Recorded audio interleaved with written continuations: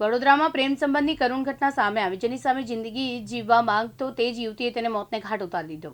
રેલવેમાં નોકરી કરતી યુવતી અને યુવક બંને પ્રેમમાં પડે છે। સગાઈ બાદ યુવતી પોતાની સાથે યુવકને રાખે છે। 29 ડિસેમ્બરના યુવતીએ ઊંઘમાં જ પોતાના દુપટ્ટા વડે મંગેતરનું કાસળ કાઢી નાખ્યું।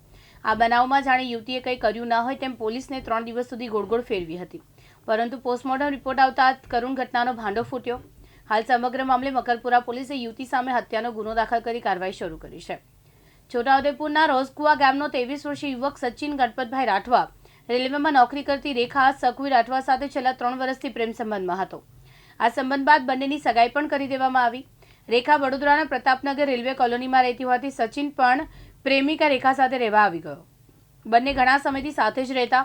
આ વચ્ચે રેખાને સાથે અન્ય સંબંધ હોવાથી સચિનને આશંકા થતી, જેમાં 29 ડિસેમ્બરે સચિન અને રેખા વચ્ચે થયેલા વિવાદમાં રેખાએ સચિનને લગ્ન કરવાની ના પાડી, ત્યારે સચિને ફોન કરીને આ બાબતની પિતાને જાણ કરી કે આ લગ્ન નથી કરવા। એ બાદ સચિન ઊંઘેલો હતો। એ દરમિયાન જ રેખાએ પોતાનો દુપટ્ટો વડે સચિનનું ગળું દબાવી હત્યા કરી।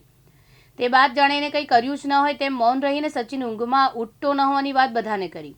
બાદમાં સચિનને તાત્કાલિક સયાજી હોસ્પિટલ ખસેડવામાં આવ્યો, જો કે હાજર તબીબે તેને મૃત જાહેર કર્યો। બાદમાં સચિનના મૃતદેહને પોસ્ટમોર્ટમ અર્થે ખસેડવામાં આવ્યો।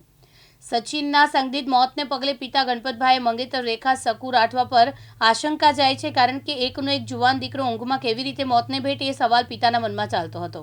બાદમાં સચિનનો પોસ્ટમોર્ટમ રિપોર્ટ આવતો તેના ગળાના ભાગે નિશાન મળ્યા, જેથી પોલીસને શંકા ગઈ કે તેને ગળે ફાંસો આપવામાં આવ્યો છે।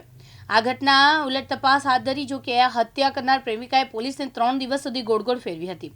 બાદમાં તેણે હત્યાનું કરી હોવાનું કબૂલ્યું છે। હાલ આ મામલે મકરપુરા પોલીસે યુવતી સામે હત્યાનો ગુનો નોંધી વધુ તપાસ હાથ ધરી છે। વિજય ચૌહાણ, દિવ્યાંગ ન્યૂઝ, વડોદરા।